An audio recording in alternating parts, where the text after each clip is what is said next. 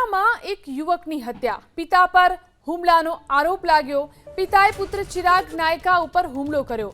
હુમલામાં ગંભીર રીતે ઈજાગ્રસ્ત ચિરાગનું મોત નીપજ્યું। મૃતક ચિરાગ કાર સર્વિસનું કામ કરતો હતો। પિતાના હાથે જ પુત્રની હત્યાથી પરિવારમાં શોક। તો જે ઘટના બની છે સુરતના ઉમરામાં, એક યુવકની હત્યા કરવામાં આવી।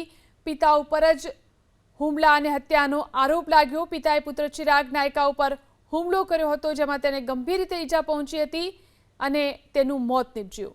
પિતાએ પુત્ર ચિરાગ નાયકા ઉપર હુમલો કર્યો।